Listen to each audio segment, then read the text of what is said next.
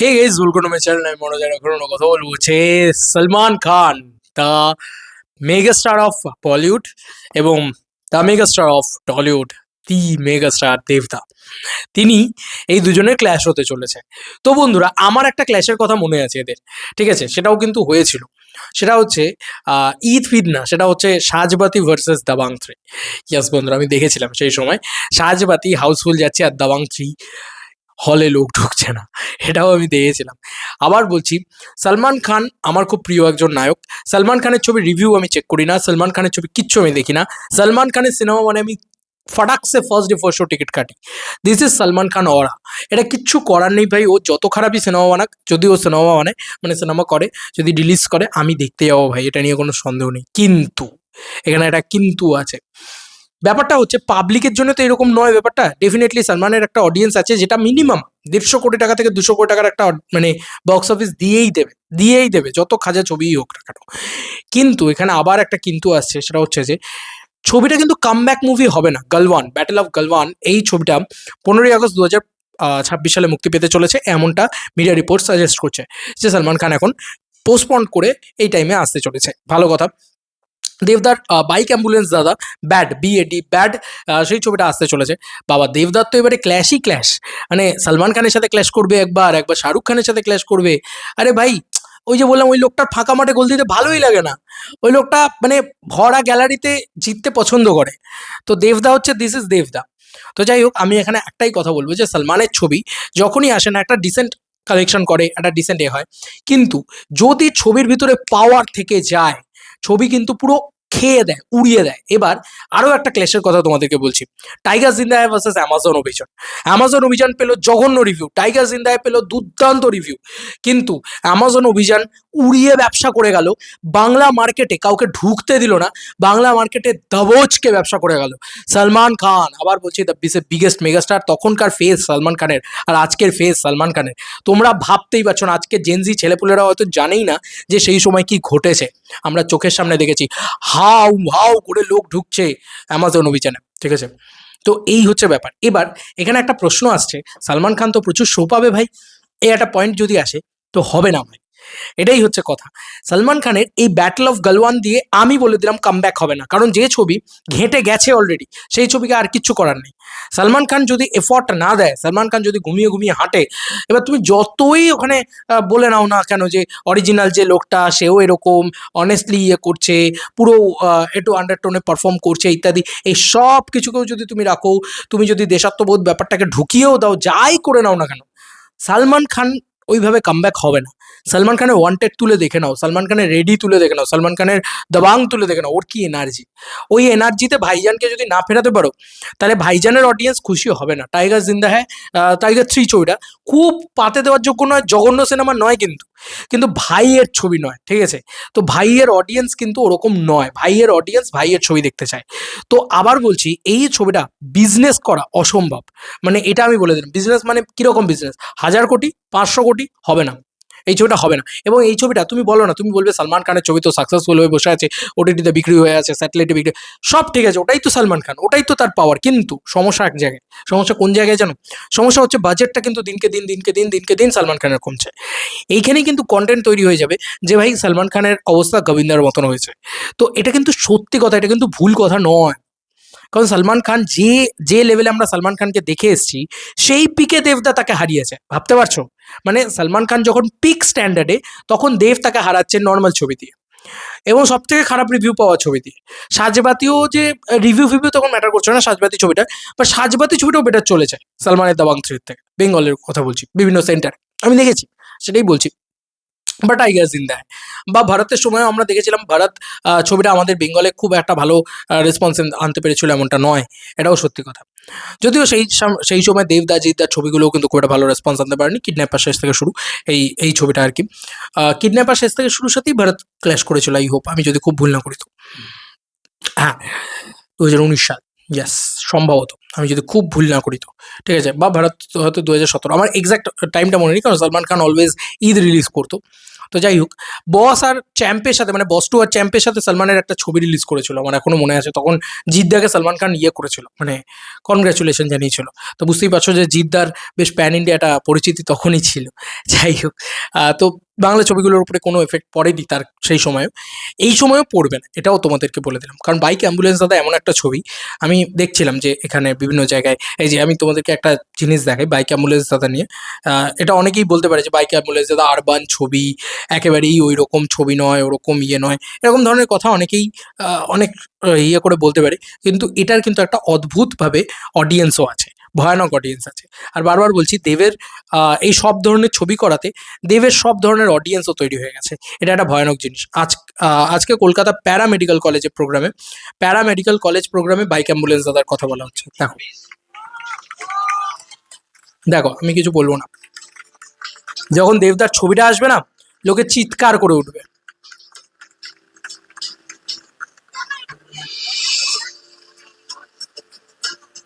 Bike,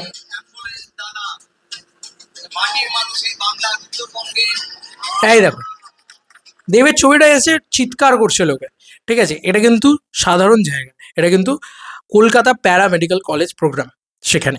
তো বুঝতেই পারছো বাইক অ্যাম্বুলেন্স তার কি ক্রেজ থাকবে, সেটা একটা অডিয়েন্স থাকবে, এবং ডেফিনেটলি সেটা ভয়ানক থাকবে। এবং বাঙালি আনা, যেহেতু বাঙালির একটা গল্প, এবং যেহেতু সেটার ভিতরে একটা মানে ব্যাপার রয়েছে, দারুণভাবে গোটা বাংলা জুড়ে চলবে ছবিটা, ঠিক আছে? এবং এই ছবিটা কিন্তু প্যান ইন্ডিয়াতেও যেহেতু ঘুরে এসছে আর কি প্যান ইন্ডিয়াতে ব্যাপারটা, তো ওখানেও কিন্তু একটা হাইপ থাকবে। যদিও এই ছবিটা বাংলারই ছবি, এই ছবিটা নট দ্যাট যে প্যান ইন্ডিয়া রিলিজ বা ইত্যাদি ইত্যাদি, হয়তো ন্যাশনাল রিলিজ হতে পারে, নট দ্যাট ওইভাবে।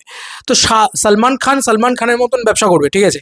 মানে তার ব্যবসার গন্ডিটা কিন্তু ওইটাই। এবার 80-100 কোটি টাকা বোধহয় এই ছবিটার বাজেট, মানে ব্যাটেল অফ গালওয়ান হিট তো হবে এই ছবিটা, চোখ বন্ধ করে। এই ছবিটার ফ্লপ হওয়ার চান্স নেই, কারণ সালমান খানের ছবি 150 কোটি টাকা কামাবে মিনিমাম। মানে ওর খাজা ছবিও 150 কোটি টাকা কামায়, সিকান্দার তুলে দেখানো, সিকান্দার অসাধারণ, মানে অসাধারণ খাজা ছবি আর কি। তো এটা হচ্ছে বিষয়, তো ওটা করে নেবে। কিন্তু এই সিঙ্গল স্ক্রিনে ডমিনেট করবে সালমান খান, বা মাল্টিপ্লেক্সেও ডমিনেট করবে সালমান খান, নট দ্যাট। কোনো জায়গায় ডমিনেট করবে না বাংলায় দেবই ডমিনেট করবে। সব জায়গায় বাংলায় দেব ডমিনেট করবে, এই কারণেই বলছি, কারণ দেবের প্রিভিয়াস ট্র্যাক রেকর্ডে দেব প্রচুর প্রচুর শোজ পাবে। এটা হচ্ছে সব থেকে বড় প্রথম পয়েন্ট। দ্বিতীয় পয়েন্ট হচ্ছে, ছবি যদি ভালো হয়, পাবলিক যদি রেজোনেট করে যায়, ছবি কিন্তু ব্যবসা করবে।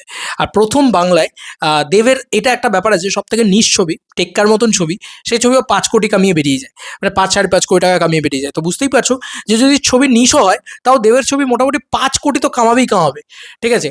তো দেবের সাকসেস কেউ আটকাতে পারছে না, এটা নিয়ে কোনো সন্দেহই নেই। মানে বাইক অ্যাম্বুলেন্স দাদাকে আমি কখনোই বলবো না যে 50 কোটি কামাবে, আমি বলছি বাইক অ্যাম্বুলেন্স দাদা অ্যাটলিস্ট 5 কোটি তো কামিয়েই নেবে, ঠিক আছে?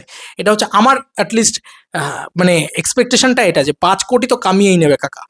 তো সলমান খানের সামনে দাঁড়িয়ে দেবদার খুব একটা চাপ হবে না, সালমান খানেরও কিছু যায় আসবে না। সালমান খান নিজের মতন ব্যবসা করবে। কিন্তু আবার বলছি, ব্যাটল অফ গালওয়ান দিয়ে সালমান খানের কামব্যাক তো হবে না, this is not a comeback movie. কারণ ওর গান, ওর ইত্যাদি সব দেখে ফেলেছি ভাই। সালমান খানের সেই সেম এক জিনিস ওই পকেটে হাত দিয়ে বিগ বস, ভাই ছেড়ে দে ভাই, সালমান খানকে ছেড়ে দে, রিটায়ার্ড করে নিক সালমান খান, অনেক বেটার। অনেক অনেক আনন্দ দিয়েছে সালমান খান, সত্যি খারাপ লাগে। কারণ আমরা সালমান খানকে যেভাবে দেখেছি ভাই, কি নাচছে, কি এনার্জি ভাই, সালমান খান যা নাচছে আমরা সবাই নাচছি। এই যে অক্ষয় খান না, এরকমভাবে জাস্ট একটা ফুস ফুস এইরকমই নাচতো সালমান খান, বাট কি এনার্জি দিয়ে নাচতো। তো সালমান খানের ভিতরে ওই ব্যাপারটা যতক্ষণ না পাবো, আমার মনে হয় না, ওই লোকটা যদি একবার ওই এনার্জিটা নিয়ে চলে আসে না, 1000 কোটি পাক্কা আছে ওই লোকটার জন্য, কোনো কিছু লাগবে না। এই লেভেলে স্টারডাম আছে সালমান খানের। কিন্তু ওই প্রবলেম হচ্ছে, এই ছবিটা দিয়ে সেটা হচ্ছে না। এটুকু আমি তোমাকে কনফার্ম বলে দিলাম, মিলিয়ে আমার কথা। আমি ওয়ার টু এর ক্ষেত্রেও বলেছিলাম ওয়ার টু চলবে না, দেখে নিয়েছো, মানে রেজাল্টে দেখে নিয়েছো। আর দেবদার কপালটাও তো একটা বড় ফ্যাক্টর না, ভাগ্যটাও তো একটা বড় ফ্যাক্টর। তুমি বলতেই পারো 15ই আগস্টের উইন্ডোতে কোথায় কোন বাংলা ছবি চলে, তোমাকে তোর এক্সাম্পল তুলে দেখে দেবো। আর দেবদার যতবার 15ই আগস্টে এসছে, হিট ছবি তো দিয়েই গেছে, সেটা হোক ব্যোমকেশ, সেটা যে কোনো ছবি, যে কোনো মানে যে কটা ছবি এসছে আর কি 15ই আগস্টের উইন্ডোটা, ব্যোমকেশ হোক বা ধূমকেতু হোক বা হোয়াট এভার ইট ইজ, যেটাই আসুক। তো চিন্তা করার কোনো বিষয় নেই যে এটাকে নিয়ে, যে সিঙ্গেল স্ক্রিনে কি হবে, দেবদা কি করবেন না করবেন। সিঙ্গেল স্ক্রিন বলতে আমি আমি তোমাকে একটা কথা বলি, সিঙ্গেল স্ক্রিন কি, প্রিয়া সিঙ্গেল স্ক্রিন। তা প্রিয়াতে তোমার মনে হয় যে কোন ছবিটা বেশি চলবে, তোমার কি মনে হয়? তুমি তো খুব ভালো করেই জানো। তো এটাই হচ্ছে বড় বক্তব্য। এবার তুমি যদি বলো গ্রাম বাংলা, একদম প্রত্যন্ত গ্রামের ভিতরে, সেখানেও এখন দেবের এমন একটা আফটার খাদান, এমন একটা বেস তৈরি হয়ে গেছে, এমন একটা অডিয়েন্স তৈরি হয়ে গেছে, কি বলবো, মানে ওটা ওটা তুমি পারবে না এখন। দেব অন পিক যাকে বলে, শাহরুখ খান যেরকম পিকে রয়েছে, সেরকম একটা ব্যাপার। আমি কিন্তু কারো ফ্যান নয় বা এরম না, আমি ভালো ছবির ফ্যান। সত্যি কথা বলছি, সলমান যখন ভালো ছবি করবে না, আমি ডেফিনেটলি বললাম সেই ছবি ওই যে কি বললাম ব্যবসা করে উড়িয়ে দেবে, কিন্তু এই ছবিটা দিয়ে কাম ব্যাক অ্যাটলিস্ট হবে না, ওই 150 কোটি টাকা কামিয়ে কোনো রকমের একটা হিট তকমা পেয়ে যেতে পারে। ঠিক আছে, এই হচ্ছে বিষয়, কারণ 150 কোটি তো এমনি কামায় সালমানের ছবি, ও তো চোখ বন্ধ করে কামায়, ভালো বানালেও কামায়, কিসি কা জানের মতন খাজার ছবিও 150 কোটি কামায়। ওটাতে কারুর কিসি কা জানে যদি চেঙ্গিস এফেক্টেড না হয়, তাহলে আমি এইটুকুও বলে দিলাম যে বাইক অ্যাম্বুলেন্স তো আরোই এফেক্টেড হবে না, কারণ অনেকটা হয়ে গেছে মাল্টিপ্লেক্স অডিয়েন্স, এবং মাল্টিপ্লেক্স অডিয়েন্স দেবকে চরমভাবে বিশ্বাস করে, এমন একটা জায়গা তৈরি করে ফেলেছে না দেবকে চরমভাবে বিশ্বাস করে মাল্টিপ্লেক্স অডিয়েন্স। তো এটা নিয়ে টেনশন করার মতন কিছু নেই। আবার বলছি, এইসব ভেবে লাভ নেই কে আসছেন কে না আসছে, দেবদাই এই কথাটা বলেছিল আমাদেরকে যে কে এইসব ভেবে লাভ নেই কে আসছে, আমি কতটা ভালোভাবে আসছি সেইটা ইম্পর্টেন্ট। এবং আমি সত্যি কথা বলছি, দেবদা যদি কন্টেন্টটা ভালো বানায় না, সিনেমাটা ভালো বানায় না, মানে যেই বানাক, মানে যে ডিরেক্টর বানাচ্ছেন মুডগিল, উনি যদি খুব ভালোভাবে যদি পুরো বিষয়টাকে ডিজাইন করতে পারে, খুব ভালোভাবে দেখাতে পারে পুরো দৃশ্যগুলো, বিশ্বাস করে এই ছবিটা থেকে যাবে। এই ছবিটা শুধু বক্স অফিসে থেকে যাবে না, এই ছবিটা অ্যাওয়ার্ডেও থেকে যাবে। সব ছবি খাদান হবে না, কিছু ছবি টেক্কাও হয়ে থাকবে। তো দেব এখন টেক্কার মতন ছবি দিয়েও 5 কোটি টাকা কামায়, দেব এখন কিন্তু একটা ভয়ানক জায়গায় চলে গেছে। তো সেই কারণে আমি এইটুকু কনফার্ম বলতে পারি যে সালমান আসছে, তাতে দেবের 1 টাকারও ক্ষতি হবে না, 1 টাকারও ক্ষতি হবে না, এটা আমি অনেস্টলি স্পিকিং। এবং যেহেতু সালমান আসছে, আবার ওই 15ই আগস্টের উইন্ডোটাতে আর কোনো ছবিই নেই, মানে হিসাব মতন দেখতে গেলে লাভ অ্যান্ড ওয়ার নেই, আর কোনো হিন্দি ছবি নেই। তো এটাও একটা সুবিধা, কারণ বড় দুটো হিন্দি ছবি যখন ক্ল্যাশ করে, বা বড় তিনটে যদি হিন্দি ছবি একসাথে ক্ল্যাশ করে, বাস তাহলে কিন্তু আবার একটু সমস্যা হয় যে শো নিয়ে অশান্তি হয়, সেটাও হবে না দেবদার ক্ষেত্রে, শুধু সালমান ভার্সেস দেব, তো অসুবিধা হবে না আমার তো মনে হয়। হ্যাঁ, ডেফিনেটলি মাল্টিপ্লেক্সে প্রচুর শোজ থাকবে, 1 সপ্তাহ থাকবে, তারপরে উড়ে যাবে। আর দেবদা তো চলবে দেবদার মতন করে, নিজের মতন করে। হ্যাঁ, আবারও বলছি, দেবদার এই ছবির মানে একটা ছবির থেকে আরেকটা ছবির গ্যাপ যেহেতু অনেকটা কম, আগের বারে যেটা হয়েছিল যে ধূমকেতু এত পরিমাণে চলে গেছিল যে দুর্গাপুজোর সময় লোকে রঘু ডাকাতকে একটা সার্টেন লেভেলে করেছে, আরও বেশি এক্সপেক্ট করেছিলাম আমরা রঘু ডাকাতের থেকে। এবার ব্যাপারটা হচ্ছে যে এক্ষেত্রে হয়তো বাইক অ্যাম্বুলেন্স দাদাকে তোমরা 5 কোটিতে আটকে থাকতে দেখতে পাবে, বা 6 কোটিতে আটকে থাকতে দেখতে পাবে, এটা আমার প্রেডিকশন। আর দেশু 7 হয়তো ভয়ানকভাবে এটা উপরে উঠবে, এটা হবে, এটা দেবদার চিরকাল হয়ে এসছে, হবে। কিন্তু আমার মনে হয় বাইক অ্যাম্বুলেন্স দাদা বক্স অফিসের ছবি শুধু নয়, বাইক অ্যাম্বুলেন্স দাদা থেকে যাওয়ার ছবি, টিকে যাওয়ার ছবি, এবং বাইক অ্যাম্বুলেন্স দাদা দিয়ে দেবদার নতুন কোনো অ্যাওয়ার্ড তুলতে পারে, আর মানুষের ট্রাস্টও তুলতে পারে, এবং মানুষ এই দেবকেও চায়।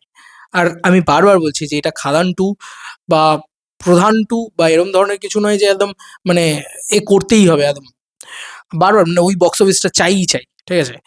এবং আমি বারবার বলি যে একটা নায়ক শুধু কমার্শিয়াল ছবি করে বেঁচে থাকতে পারে না, শাহরুখকে তুলে দেখে নাও, অসম্ভব ব্যাপার, তাহলে সে হারিয়ে যায় অ্যাজ লাইক সালমান খান। তো এটা হচ্ছে বিষয়। তো একটুখানি দেবদার যে চুজ ফিল্ম 50তম ছবি, সে কাকে দিচ্ছে না, সে করিমুল হককে দিচ্ছে, বুঝতেই পারছো যে সেই ছবির কি হবে, কি ফেথ আছে, কি ব্যাপার আছে আর কি, কি ভালোবাসা আছে আর কি। যাই হোক, ডেফিনেটলি দেবদার এই ছবিটা দুর্দান্ত সহজ পাবে, দুর্দান্ত ব্যবসা করবে, এবং নিজের যতটুকু ব্যবসা করার ক্ষমতা পোটেনশিয়াল সেটাই করবে। বরং কিং নিয়ে আমি চাপে রয়েছি ভাই, বাট আমি সালমানের এই গালওয়ান নিয়ে চাপে নেই, থাকতাম তখন চাপে থাকতাম যদি সালমান একটা ভয়ানক ছবি নিয়ে আসতো, ধরো একটা কিক 2 নিয়ে আসছে, ধরো একটা মানে কি বলবো, মানে এমন একটা ছবি, শুধু কিক 2 না, নাম ছেড়ে দাও, সিকান্দারও যদি হতো না, সিকান্দারও এর থেকে বেটার ভাইব দিচ্ছিল আমাকে, ঠিক আছে? মানে যে গালওয়ানে যে ভাইবটা দিচ্ছে, খুব চিপ লাগছে, খুব সস্তা লাগছে গালওয়ানকে, সেইটাও তো অ্যাটলিস্ট সিকান্দার দিচ্ছিল না, সিকান্দার অ্যাটলিস্ট আমাকে একটু একটু প্রিমিয়াম ভাইবস দিচ্ছিল। তো এটা হচ্ছে আরও একটা প্রবলেম, তো সালমানের সস্তার ছবি মনে হচ্ছে। তো এইভাবেই কিন্তু গোবিন্দাও শেষ হয়ে গেছিলো। তো এটাই হচ্ছে বিষয় যে সালমানকে ভাবতে হবে যে ভাই ও সুপারস্টার, ওকে ওরমভাবে কে প্রেজেন্ট করতে পারে, সব থেকে ভালোভাবে কে প্রেজেন্ট করতে পারে, ঠিক আছে?